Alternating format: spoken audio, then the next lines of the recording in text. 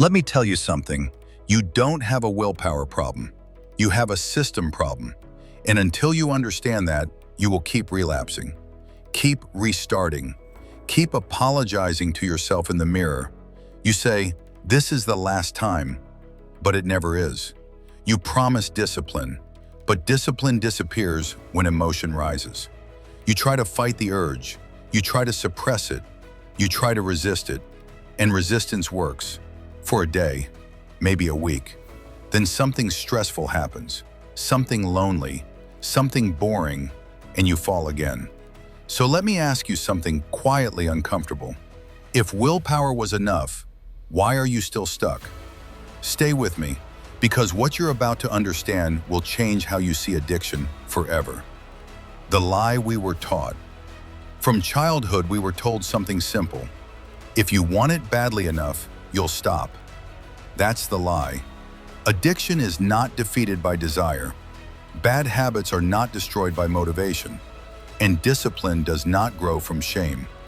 If willpower was the solution, intelligent people wouldn't be addicted. Successful people wouldn't relapse. Strong people wouldn't secretly struggle. Yet they do. Why? Because willpower is a finite resource. It is emotional fuel. And addiction is a system. You cannot defeat a system with emotion. You need a stronger system. The hidden architecture of addiction. Addiction is not just substances. It is scrolling when you said you wouldn't. It is spending money to soothe stress. It is explicit content to escape loneliness. It is junk food to numb discomfort. It is gambling for a rush. It is constant distraction from silence. Addiction is not about pleasure. It is about escape. You are not addicted to the behavior. You are addicted to relief. And relief is powerful. The brain remembers relief. It encodes it. It protects it. It prioritizes it. So when stress returns, boredom returns, rejection returns, your brain runs the old program. Not because you are weak, but because the program was installed. And here is the first truth you must accept. You cannot delete a program by shouting at it. You must replace it with a better one. Why willpower always fails. Willpower is reactive. It activates after the urge appears. But addiction begins before the urge. It begins in your environment, in your routine, in your emotional patterns, in your unexamined triggers. By the time you are trying to resist, you are already inside the loop. The cue happened. The craving formed. The brain predicted relief. Dopamine surged. You are already negotiating with yourself. And negotiation is weakness disguised as logic. I've had a long day. Just once won't hurt. I deserve it. I'll stop tomorrow. Willpower is fighting at the final stage of a battle that started hours ago. That is why it fails. Not because you are broken, but because you are fighting too late. Let me confront you gently. You don't relapse suddenly. You drift. You drift in small permissions, small compromises, small emotional escapes. Addiction is not one big decision. It is 1,000 small unconscious ones. And if you don't change the structure of your life, you will repeat the pattern no matter how motivated you feel today. Now stay with me, because this is where the shift happens.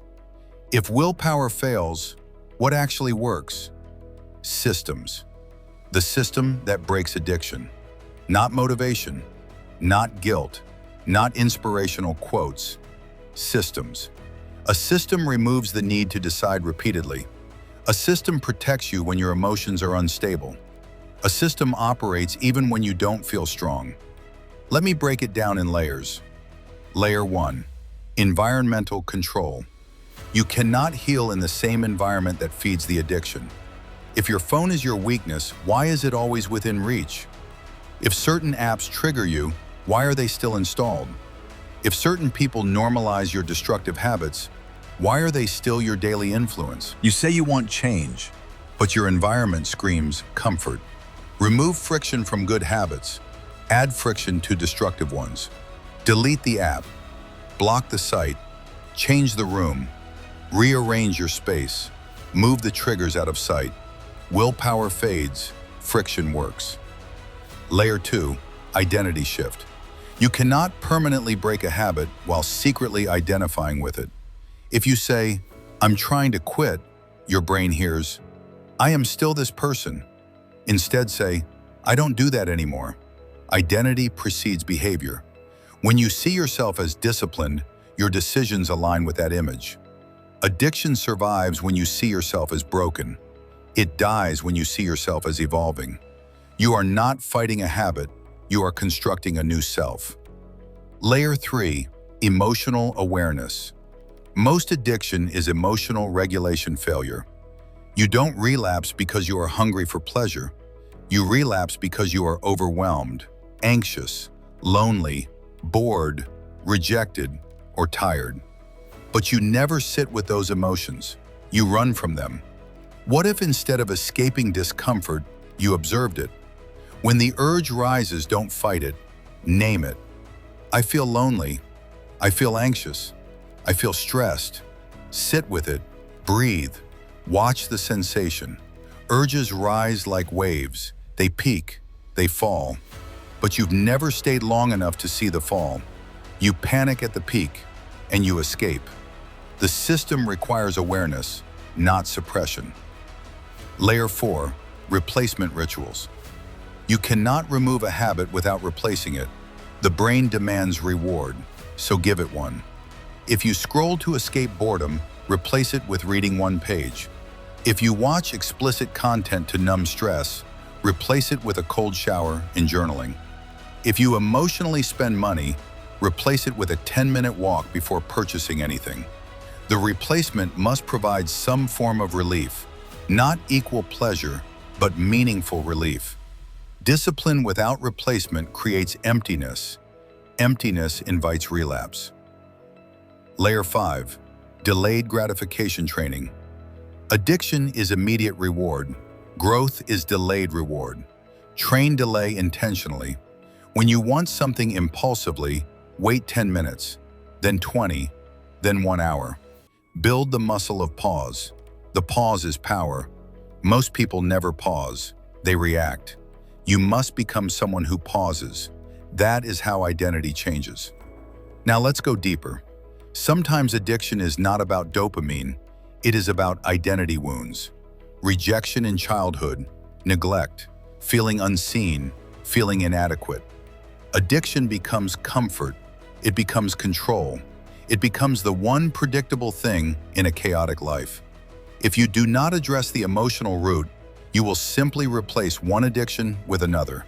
Work, money, status, attention. The behavior changes. The wound remains.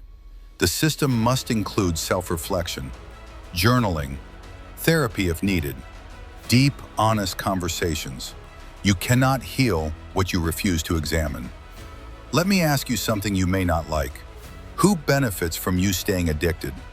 The version of you that avoids responsibility, the version that fears growth, the version that is comfortable being almost.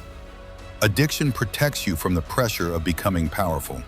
Because if you truly became disciplined, there would be no more excuses, and that is terrifying.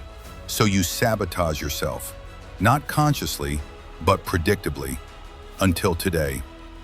Imagine this, 1 year from now, same habits, same excuses, same private guilt.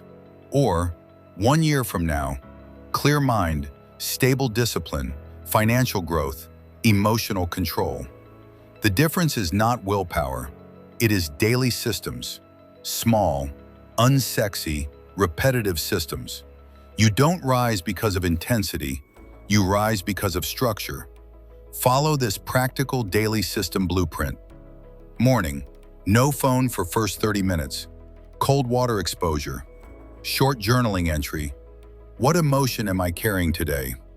Midday, move your body, drink water, avoid isolation. Evening, reflect. When did I feel triggered today? What pattern did I notice? What did I do instead? Weekly, audit your environment. Remove new triggers. Strengthen friction barriers. This is not dramatic, but it works. You are not addicted because you are weak. You are addicted because you are human in an overstimulated world. But you are also capable of structure, and structure creates freedom. Read that again in your mind.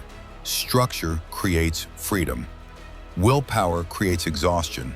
You don't need to fight yourself. You need to design your life differently. You are not your worst habit. You are not your last relapse. You are not the voice in your head that says, "You'll never change." You are a system under construction. And today you stop relying on emotion. Today you build architecture. If this message confronted you in the right way, good. Growth should feel like that. If you found value here, like the video so more people can see it. Subscribe if you are serious about mastering yourself, your discipline, and your future. And in the comments, tell me this: what habit are you designing a system to break starting today? Walk steadily. I'll see you in the next one.